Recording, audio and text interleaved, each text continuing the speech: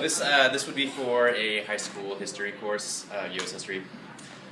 Today we're going to talk about the battles of Gettysburg and Vicksburg. And to start off, what I want you to do is to think about the term a turning point, and I want you to write down what you think that means, as well as write down an example of a turning point. So go ahead and write that down.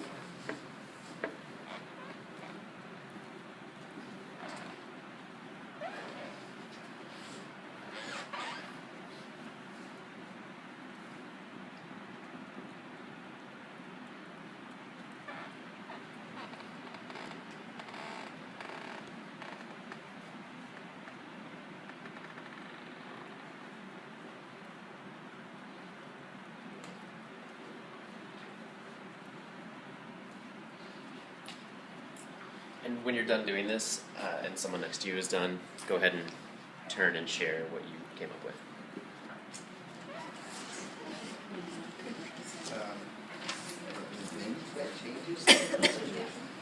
Set a significant change that affects future.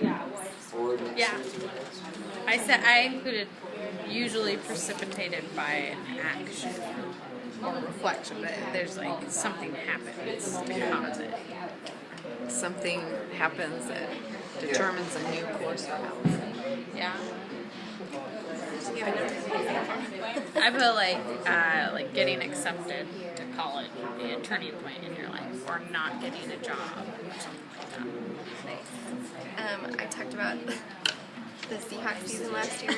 It started out really bad, and then they had like this team meeting that turned everything around, and then they kind of pulled together and had a really good record for their last 10 games.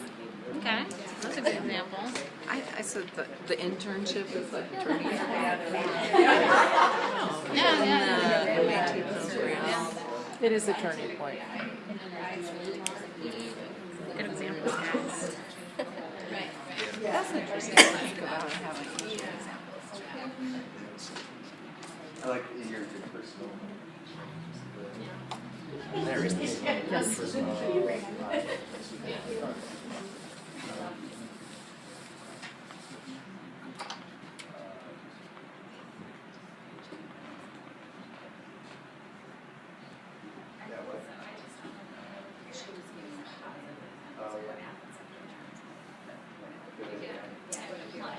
Okay, so what did we come up with? Does anyone want to share their definition or an example of a turning point? Yeah, I'm in. Yeah, so I said the turning point is a moment in life or an event that changes the course of the person or the event drastically.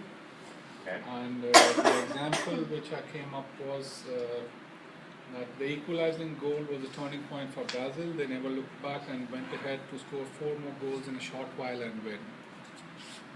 Great. Anyone else?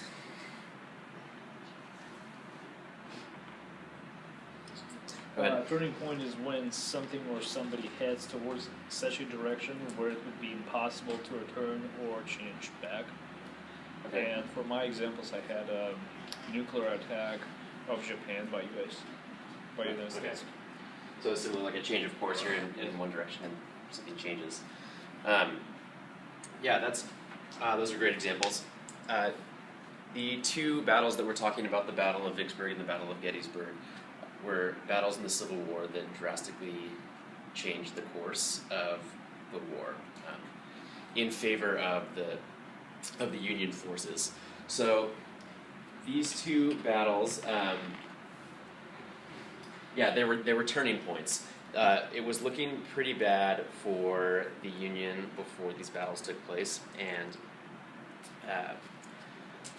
after they happened, there was a big change of course. So what I want you to do is, well, I guess we should probably, for the sake of saving time, I'm going to split the class in half, kind of this way, And so you will be Gettysburg, you will be Vicksburg. And what I want you to do is you can use your computers, use your phones, and I want you to answer these questions for the battle that you're researching. So yeah, so Gettysburg over here, Vicksburg here. You can work with a partner in smaller groups. Gettysburg.com or history.net. You can find some good resources to answer these questions. You should be able to find all the answers here, but I'm sure if you Google it, you can find it as well. Let me go back to this slide so you can look at these questions. So we're trying to for each side objectives going to be looking. So battle information. The story of the battle of Gettysburg. Cyber quest.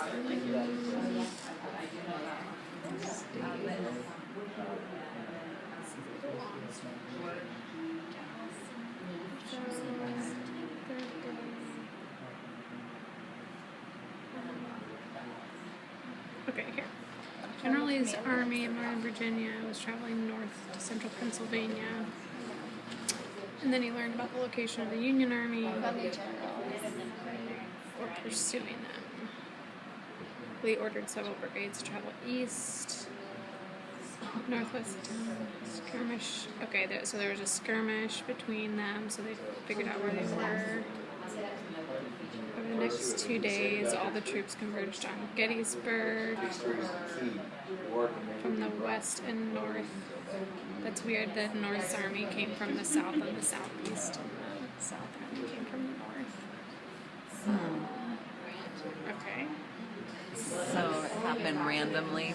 Yeah, well, the plan, so like Gettysburg wasn't like a planned location, it was just where they happened to be. Right. Additional writing.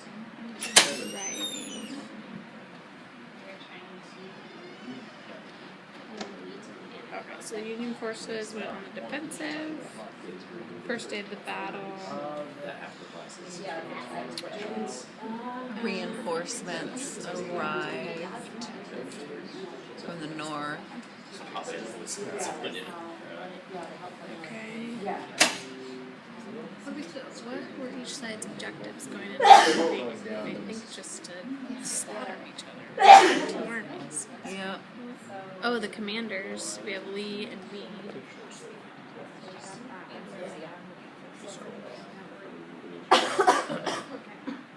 Second day, uncoordinated and fragmented. So, the Union is on the defensive, and the Confederates are just like randomly attacking. So Lincoln said Vicksburg was the campaign. Yeah.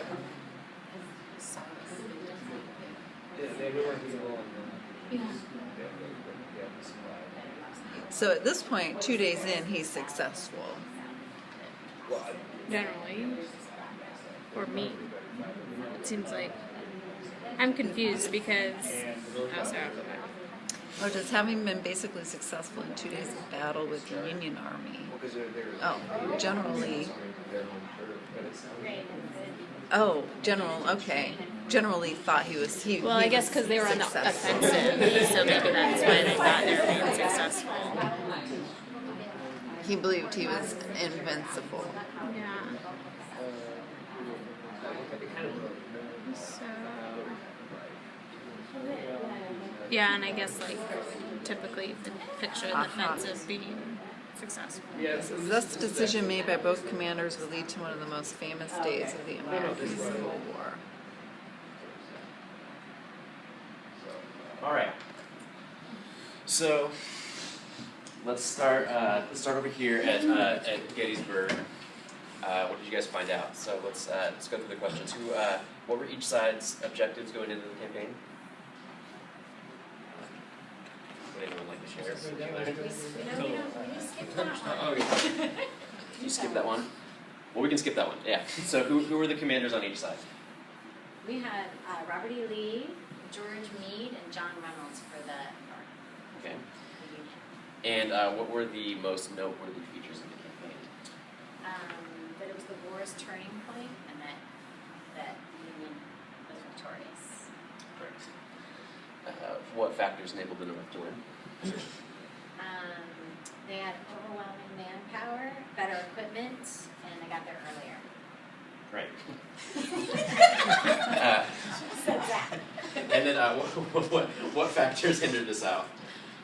Kind of the opposite of those. They didn't have as much manpower, not as strong equipment. Yeah, that's sort of almost the same question. And then how did the result of this campaign contribute to the overall victory of the Union in the Civil War? Just kind of broke the spirit of the South. How might the course of the war have been different if the Confederates had won this campaign?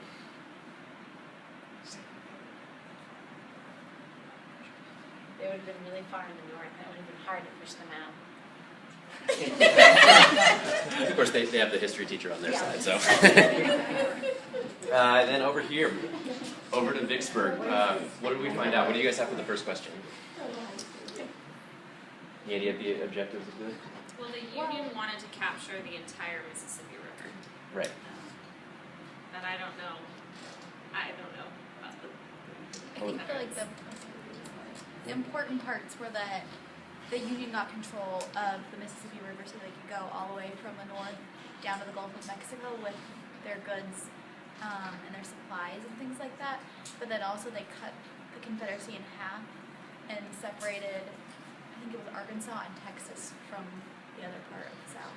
Right, yeah. The control of the Mississippi River was huge because they had just this really long sort of line to travel and to get all their supplies through.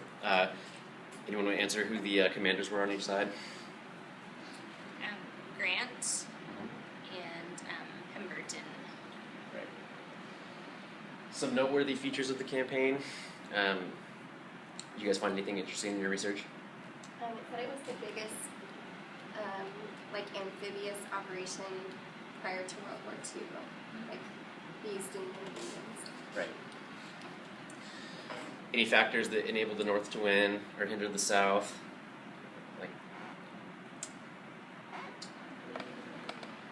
It sounded like the South actually had the upper hand for a lot of it, and that the North just kind of kept going back and didn't really give up and eventually kind of wore them down. Right. So how did this campaign, how did Vicksburg contribute to the overall victory of the Civil War for the Union? Well, it sounds like it helped them take control of the Mississippi and then just kind of invade the South. Yeah, the access to that river was huge for the war, in this space. And then, how would the war have been different if the Confederates had won? They would have had more economic resources and things like that and control. Right. Yeah. I mean, they just wouldn't. It just would have been the opposite. The South would have had the access to the river, and the North wouldn't have. And so that's a huge resource that it would have been totally different. So these two battles were huge turning points for these reasons. A lot of it has to do with geographical access. Gettysburg was a great position for them.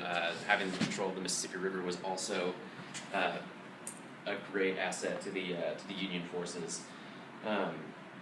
And this these sort of geographical assets that they had contributed to this idea of total war. So General Sherman said that until we can repopulate Georgia, it is useless to occupy it. But the utter destruction of its roads, houses, and people will cripple their military resources. By attempting to hold the roads, we will lose 1,000 men monthly and will gain no result. I can make the march and make Georgia howl. So with your groups or with the people that are near you, I want you to write down or just discuss what you think total war might mean. Talk to a neighbor. You can reread this again and just discuss what total war is. Write a definition of what you think total war means.